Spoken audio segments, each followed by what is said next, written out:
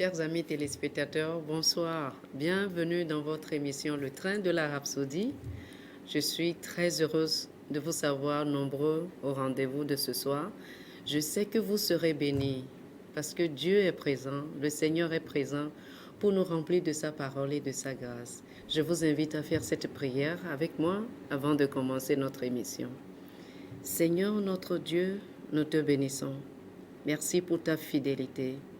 Merci pour les grandes choses que tu as faites dans nos vies aujourd'hui. Tu nous as gardés, protégés tout au long de cette journée. Nous te sommes reconnaissants aujourd'hui et ce soir, nous sommes au rendez-vous.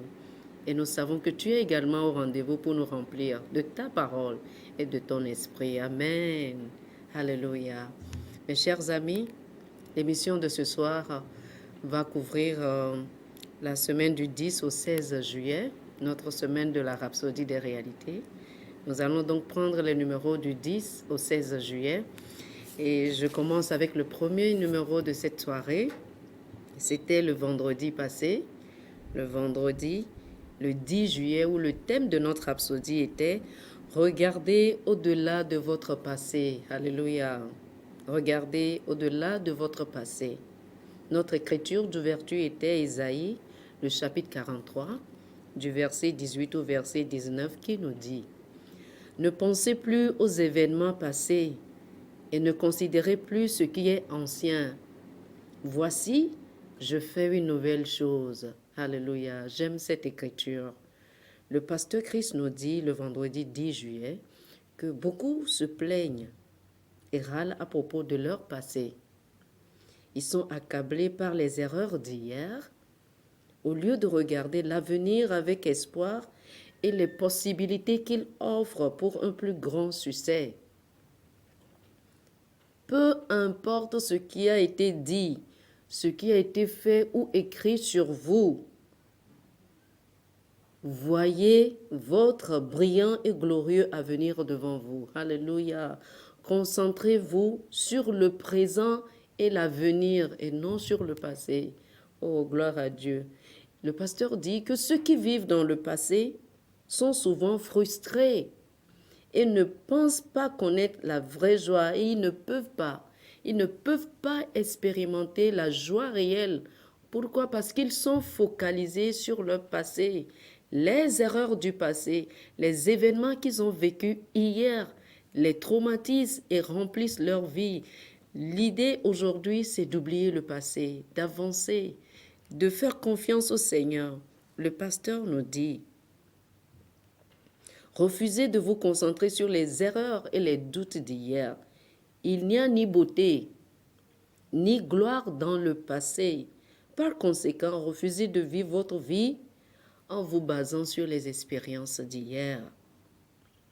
Il dit, laissez la parole de Dieu vous guider et non vos expériences passées.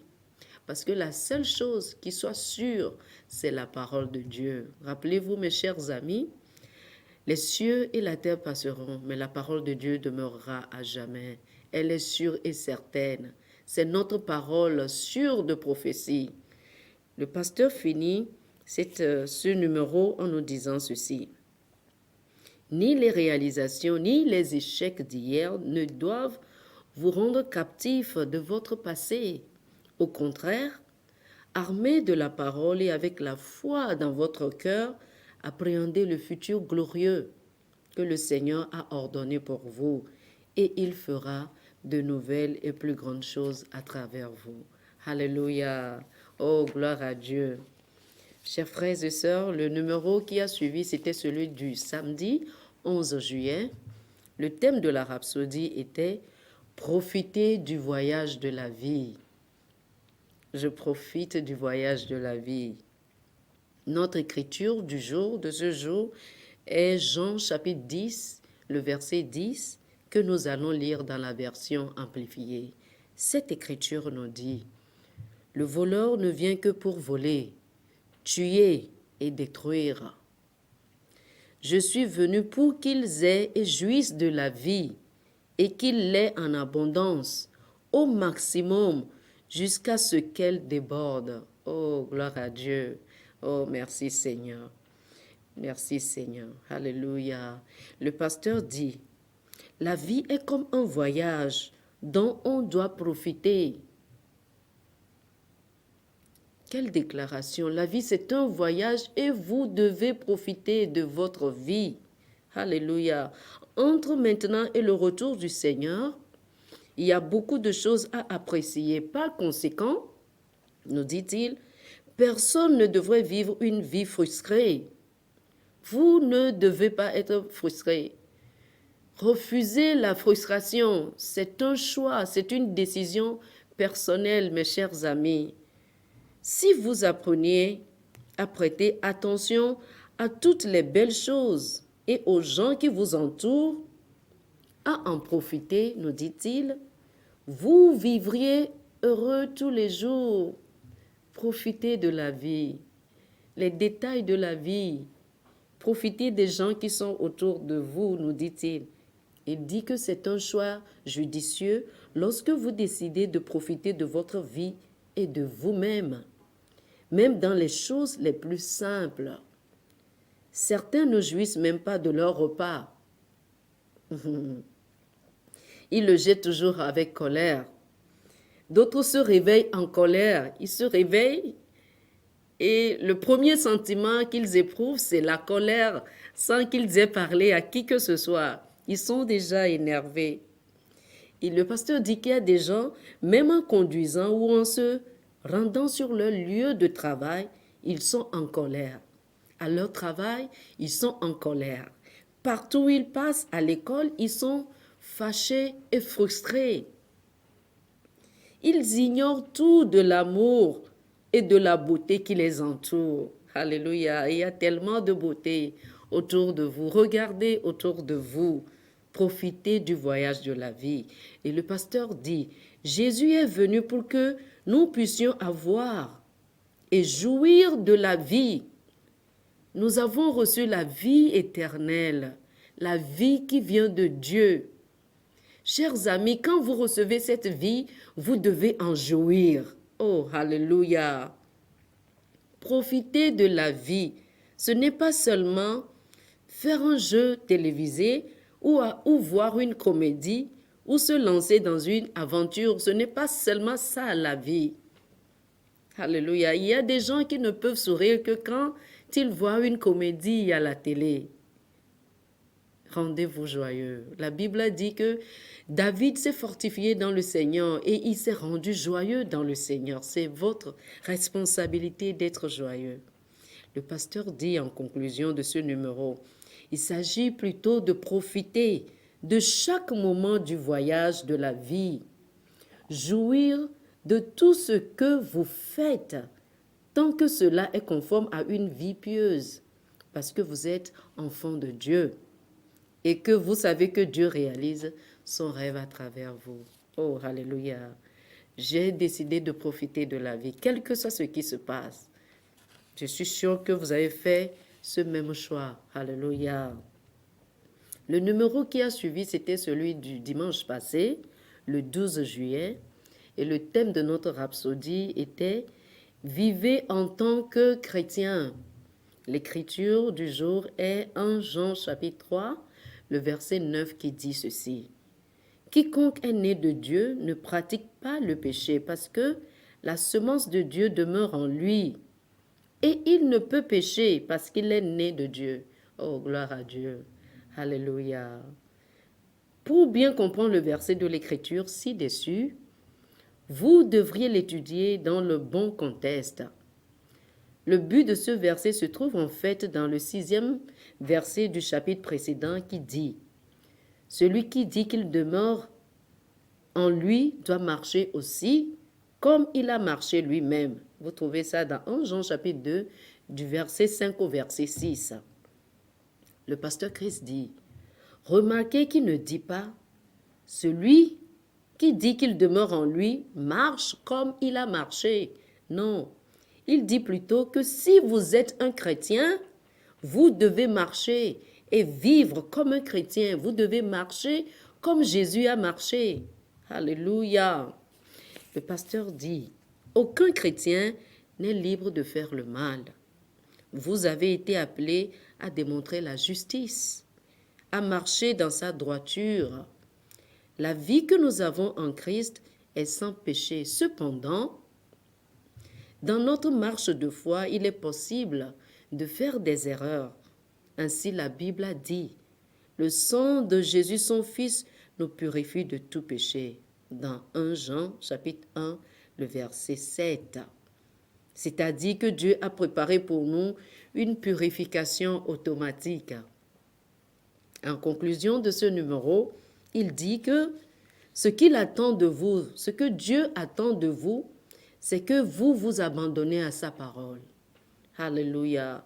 Pour que la parole puisse vous enseigner, pour que la parole vous guide dans la justice. Parce que c'est à travers la parole de Dieu que vous découvrirez que vous êtes purifiés de toute iniquité et que vous avez la capacité de vivre sans péché. Oh, gloire à Dieu. Merci Seigneur. Le numéro qui a suivi, c'était celui du lundi passé, le lundi 13 juillet. Le thème de la rhapsodie était « Surmonter l'anxiété ». Surmonter l'anxiété. Notre écriture de ce jour était Philippiens, le chapitre 4, le verset 6, que nous allons lire dans la version amplifiée. Cette écriture nous dit « Ne vous inquiétez pas et ne soyez anxieux par rapport à rien, mais en toutes circonstances et en toutes choses par la prière et pétition, des demandes précises, avec action de grâce, continuez à faire connaître vos désirs à Dieu. » Oh, alléluia. Merci Seigneur. Il dit, le pasteur dit, dans le monde aujourd'hui, beaucoup sont terrifiés, non seulement au sujet de l'avenir, mais aussi par rapport au présent. Il y a la peur, la terreur partout. Le mot terreur n'est pas nouveau, nous dit-il. Il dit, si vous étudiez la Bible, vous découvrirez que la Bible parle de terreur plusieurs fois. Néanmoins, alléluia, Jésus nous a assuré de la victoire sur toutes les crises. Il nous a dit dans Jean chapitre 16, le verset 33, « Vous aurez des tribulations dans le monde, mais prenez courage, j'ai vaincu le monde. » Oh, alléluia. Il a vaincu le monde pour vous et moi. Et il nous a donné cette victoire. C'est nous qui profitons de cette victoire aujourd'hui. Merci Seigneur. Il n'est pas nécessaire que vous soyez anxieux ou paniqués pour quoi que ce soit. Vous avez déjà vaincu Satan et le monde et toutes les crises. La Bible nous a dit dans 1 Jean chapitre 4, le verset 4, « Vous, petits enfants, vous êtes de Dieu et vous les avez vaincus parce que celui qui est en vous est plus fort que celui qui est dans le monde. » Quelle que soit cette situation, cher ami, vous avez triomphé d'elle. Alléluia. C'est la bonne nouvelle que je vous apporte ce soir.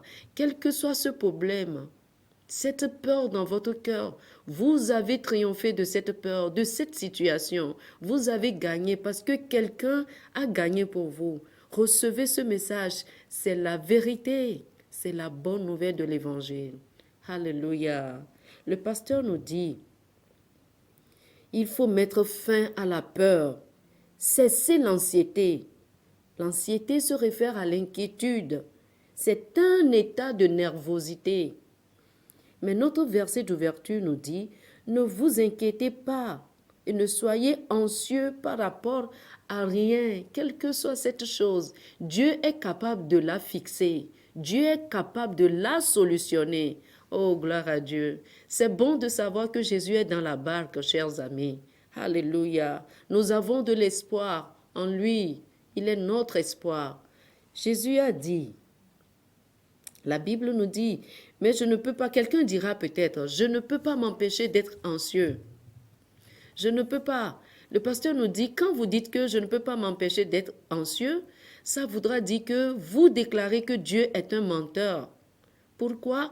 Parce que lui-même vous a dit, ne soyez pas anxieux. Si vous n'êtes pas en mesure de pratiquer cela, vous rendez Dieu menteur. Oh, alléluia. Vous l'accusez donc de vous avoir demandé de faire quelque chose que vous ne pouviez pas faire.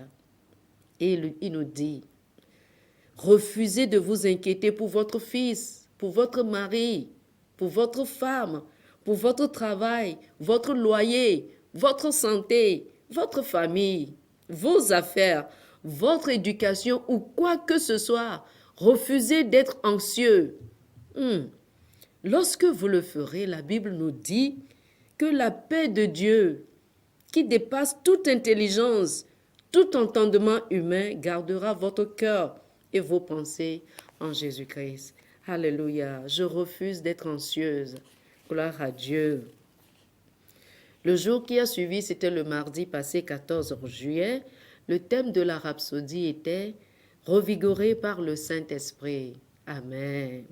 Notre écriture du jour était Éphésiens, le chapitre 3 du verset 14 au verset 16 qui nous dit « À cause de cela, je fléchis les genoux devant le Père, duquel tire toute famille dans les cieux et sur la terre, duquel tire son nom toute famille dans les cieux et sur la terre, afin qu'il vous donne selon la richesse de sa gloire, d'être puissamment fortifié par son Esprit Saint dans l'homme intérieur. » Oh, alléluia.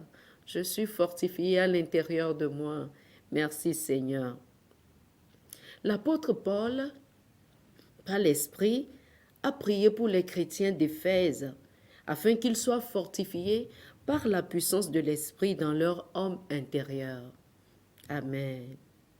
Si Paul a prié ainsi pour eux, cela doit vouloir dire qu'il savait ce que signifiait être fortifié. Et il a dû être fortifié lui-même.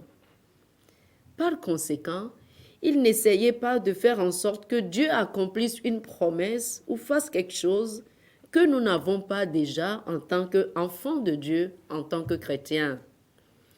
Pourquoi donc Paul a-t-il prié pour les saints d'Éphèse de cette façon?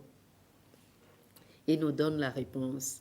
Il dit, c'est parce qu'ils n'avaient pas encore pris conscience de la puissance divine qui est à l'œuvre en eux, parce que le Saint-Esprit vit en eux. Oh, gloire à Dieu. Alléluia. Seigneur, merci. Chers amis, c'est une chose d'avoir le Saint-Esprit en soi et une autre de réaliser qu'il est réellement là. Jésus a dit, le Père qui est en moi, c'est lui qui fait les œuvres. Oh, gloire à Dieu. Merci Seigneur. Le pasteur dit, il s'agissait plutôt de les amener à prendre conscience de l'énergie divine, de la puissance surnaturelle de l'Esprit qui leur est inhérente. Ce renforcement ne vient pas du ciel. Les gens continuent par faire cette prière dans l'ignorance. Seigneur, fais descendre ta puissance sur nous. Aucune puissance ne descendra plus du ciel parce que la puissance est désormais à l'intérieur de vous. Oh, alléluia. La Bible a dit, vous recevrez le Saint-Esprit. Alléluia. Vous recevrez le Saint-Esprit. Nous l'avons reçu. Il est en nous. Il dit, Paul devrait essayer, afin que les chrétiens d'Éphèse comprennent le ministère du Saint-Esprit en eux. Alléluia. Le pasteur dit, vous ne devez jamais confesser ou accepter que vous êtes faible. Pourquoi? Parce qu'il y a une puissance surnaturelle en vous. Chers amis, le chrétien n'est pas ordinaire. Le christianisme n'est pas une religion, c'est une vie. C'est Dieu, le créateur du ciel et de la terre, qui vient vivre dans l'humain. C'est ce que vous êtes en tant que chrétien. Si vous êtes chrétien, vous avez reçu Jésus-Christ, soyez heureux. Alléluia. Gloire à Dieu, revigoré par le Saint-Esprit. Amen. Le numéro qui a suivi, c'était celui d'hier, le mercredi 15 juillet. Le thème de la rhapsodie était « Prospérer par la parole ». Alléluia. Prospérer par la parole. Notre écriture de ce jour était Esdras, chapitre 6, le verset 14, qui dit ceci. « Et les anciens des Juifs bâtirent avec succès, selon les prophéties d'Agé le prophète et de Zacharie, fils d'Iddo. Ils bâtirent et achevèrent d'après l'ordre du Dieu d'Israël et d'après l'ordre de Cyrus, de Darius, d'Artaxerxès, roi de Perse. » le pasteur Chris dit, la nouvelle version internationale rend ce verset ainsi. Ainsi, les anciens des Juifs continuèrent à bâtir et à prospérer sous la prédication du prophète Agé et de Zacharie, un descendant d'Iddo. Alléluia. Il dit, remarquez les mots sous la prédication. Sous la prédication. Il dit, ces deux prophètes Agé et Zacharie leur ont apporté la parole de Dieu. Et le résultat fut ceci. Le peuple était encouragé à continuer. Et ils grandirent et se multiplièrent. Oh, gloire à Dieu. Il dit, c'est étonnant. C'est très étonnant. Cela nous montre la place de la parole, l'importance et la puissance transformatrice de la parole de Dieu. Cela ne fait aucune différence si vous êtes dans les affaires, si vous êtes un étudiant, aucune différence. Quelle que soit votre vocation, vous avez besoin de la parole de Dieu dans votre vie. Mes chers frères et sœurs, Dieu a créé les cieux et la terre avec la parole. Il ne peut rien faire sans sa parole. Vous ne pouvez pas réussir sans la parole de Dieu. C'est pour cela que vous devez emmagasiner en abondance la parole de Dieu dans votre vie, dans votre cœur. Alléluia. La Bible a dit que la parole de Dieu demeure richement en vous. Merci Seigneur. Le pasteur dit, par le ministère de la parole, la sagesse et les compétences dont vous avez besoin pour votre prochain niveau vous sont transmises. Alléluia.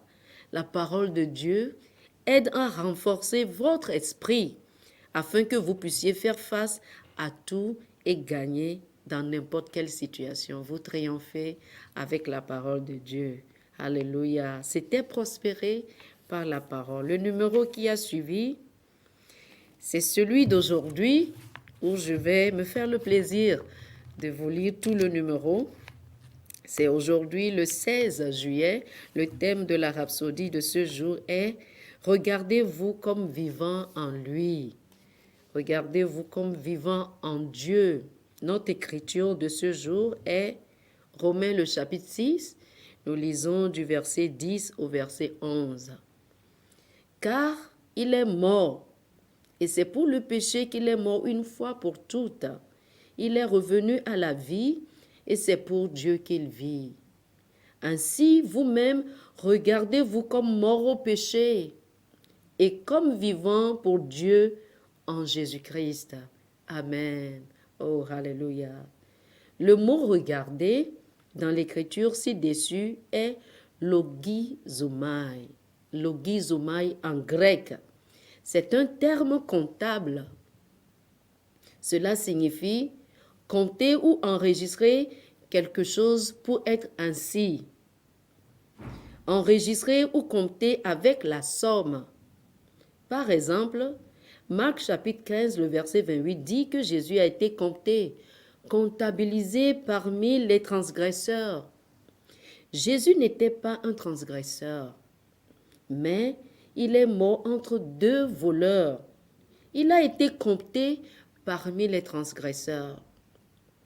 Maintenant, la Bible nous dit dans Romains chapitre 6, le verset 4, « Nous avons donc été ensevelis avec lui par le baptême en sa mort, afin que, comme Christ est ressuscité des morts par la gloire du Père, de même nous aussi, nous marchions en nouveauté de vie. » Alléluia. Lorsque Jésus est mort, nous sommes morts avec lui et en lui, car il est mort à notre place. Gloire à Dieu. Savez-vous que certaines personnes croient que c'est une histoire qu'on raconte lorsqu'on dit que Jésus est mort pour nos péchés? Chers frères et sœurs, c'est une réalité absolue.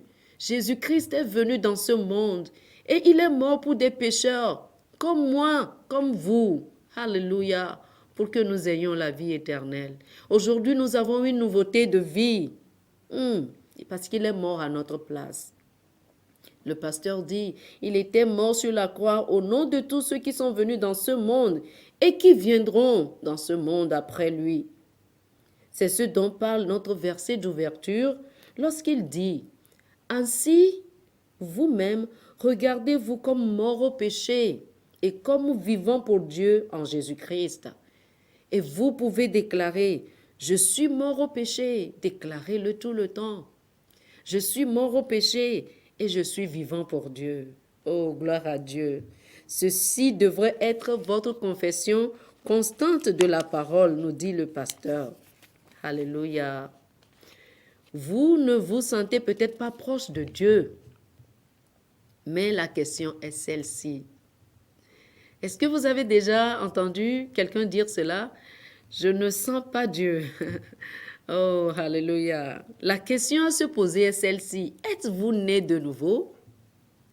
Si oui, alors prenez en compte, considérez que tout ce que Jésus a été fait pour vous. Vous n'avez pas besoin de le sentir. Ce n'est pas dans la sphère des sensations et des sentiments. C'est par la foi. Alléluia. Au lieu de dire, je suis si faible, je ne suis pas capable de résister à la tentation comme d'autres chrétiens, comptez et considérez que vous êtes mort au péché. Quelle révélation! Il suffit de se considérer comme mort au péché. Alléluia. Ne pensez pas et ne parlez pas et n'agissez pas comme quelqu'un qui lutte avec le péché. Jésus a réglé le problème de péché. Il y a des gens qui ont peur de Dieu se disant « Je suis un pécheur, j'ai beaucoup de péchés dans ma vie. » Cher ami, la bonne nouvelle, c'est que Jésus a solutionné le problème du péché. Considérez-vous comme mort au péché. Acceptez que vous êtes mort au péché. Alléluia. Oh, gloire à Dieu. Le pasteur dit, changez votre façon de penser et acceptez ce que Jésus a dit et a fait en votre faveur. Qu'est-ce qu'il a fait en votre faveur? Il vous a donné la vie éternelle en réglant le problème du péché définitivement. Merci Seigneur. Le pasteur dit que cette prise de conscience vous permettra de vivre correctement. Utilisez votre pensée, reconnaissez que vous êtes mort au péché. Que ce soit votre mentalité de l'heure présente, du temps actuel, actuellement pensez cela, que vous êtes mort au péché. C'est la façon pratique d'être en phase avec la façon dont Dieu vous voit et dont il pense à vous. Gloire à Dieu. Vous étiez en Christ quand il était mort. Vous étiez en lui quand il a été enseveli. Et vous étiez en lui quand il a été ressuscité. Gloire à Dieu à jamais. Oh, alléluia. Il vous voit vivant en Jésus-Christ. Dieu nous voit vivant en Jésus-Christ. Maintenant, il vous voit sans péché en lui. Gloire à Dieu. Alléluia. Oh, merci Seigneur. Considérez-vous comme mort au péché. Prenons cette confession ensemble, s'il vous plaît. Je suis vivant pour Dieu et j'appartiens au royaume du Fils bien-aimé de Dieu, où je règne et je domine par la puissance de l'Esprit. Je marche dans les œuvres achevées de Christ, étant le bénéficiaire direct de son sacrifice. Je suis fort parce qu'il est fort et je vis parce qu'il vit. Béni soit Dieu. Alléluia. Pour plus d'études sur le sujet, je vous prie de lire Éphésiens chapitre 2, le verset 1, Romains chapitre 6, le verset 4, Romains chapitre 6, du verset 10 au verset 11. Alléluia. Merci Seigneur Jésus.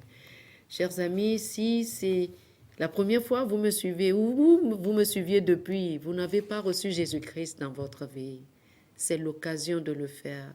Jésus revient très bientôt, cher ami, très bientôt. Faites cette prière avec moi et répétez ceci sincèrement de tout votre cœur et un miracle va se produire dans votre vie, le miracle de la nouvelle naissance. Faites cette prière avec moi. Père, je crois que Jésus est mort pour moi. Je crois qu'il a été enseveli et qu'il est ressuscité pour moi, pour ma justification. Aujourd'hui, je déclare qu'il est maître et Seigneur de ma vie. Je déclare que je reçois la vie éternelle aujourd'hui. Merci Père. Amen. Vous avez reçu la vie éternelle si vous avez fait cette prière avec moi. C'est une vie réelle. Un miracle s'est produit dans votre vie. Alléluia. Gloire à Dieu. Vous avez besoin de lire le livre écrit par le révérend Dr. Chris Oya Kilomé sur la nouvelle naissance, maintenant que vous êtes né de nouveau. Si vous avez besoin d'une copie de ce livre, faites-nous signe, nous allons vous l'envoyer. Également, si vous avez besoin d'une copie de la Rhapsodie, nous allons nous faire le plaisir de vous l'envoyer. Appelez-nous sur les numéros qui s'affichent sur votre écran. Nous pouvons également vous envoyer la copie électronique de la Rhapsodie. Que Dieu vous bénisse et sachez que vous avez la vie éternelle et que vous avez triomphé du monde. Amen.